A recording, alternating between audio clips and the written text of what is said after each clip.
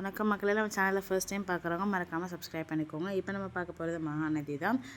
அஜய் வந்து பார்த்தீங்கன்னா விஜய் போட்டு செம்மையாக அடிச்சிடுறாரு. ராகினியை வந்து வீட்டை விட்டு வெளில போக சொல்லிடுறாரு. அதனால் அஜயும் ராகினியும் வந்து வீட்டை விட்டு வெளில வந்துடுறாங்க. அடுத்த நாள் காலையில் நம்ம வெண்ணிலாவுக்கு வந்து கல்யாணம் அப்படின்னு சொல்லிட்டு எல்லாருமே கோயிலில் வந்து வெயிட் பண்ணிகிட்டு இருக்காங்க, நம்ம விஜய் வருவாங்க அப்படின்னு சொல்லிட்டு. ஆனால் விஜய் வந்து சும்மா வரலை, காவேரியும் கூட்டிகிட்டு போலீஸையும் கூட்டிகிட்டு வராங்க. எதுக்காக அப்படின்ட்டு யாருக்குமே எதுவுமே புரியவே இல்லை.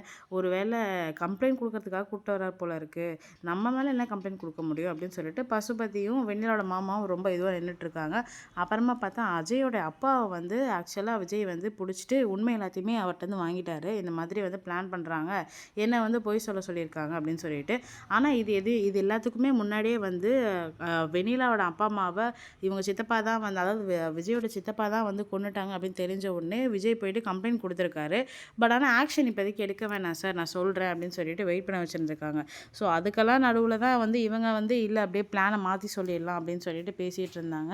ஸோ அந்த டைம் கொடுத்த கம்ப்ளைண்ட்டை வச்சு இப்போ ஆக்ஷன் எடுக்க முடியும் அப்படின்னு சொல்லிட்டு தான் இன்ஸ்பெக்டரை வந்து விஜய் கூட்டிகிட்டு வந்திருக்காங்க.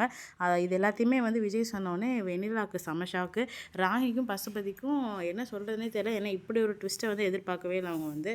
ஸோ அதே மேடையில் வந்து பார்த்திங்கன்னா நம்ம காவேரிக்கு வந்து விஜய் திரும்பவும் தாலி கட்டுறாரு. என் வெண்ணிலாவுக்கு வந்து புரிய வைக்கணும் அப்படிங்கிறதுக்காக தாலி கட்டிட்டு சொல்கிறாங்க, உங்ககிட்ட சொல்லணும்னு நிறைய விஷயம் இருக்குது, ஆனால் நீ வந்து என்னோட பாயிண்ட்லேருந்து எதுவுமே கேட்கவே இல்லை வெண்ணிலா, நீ கொஞ்சம் பொறுமையாக என்னென்னு கேட்டிருந்தேன்னா இவ்வளோ பெரிய பிரச்சனையே வந்திருக்காது, உன்னை நான் இந்த அளவு வெறுத்திருக்க மாட்டேன் அப்படின்னு சொல்லிட்டு நம்ம விஜய் வந்து பேசுகிறாரு.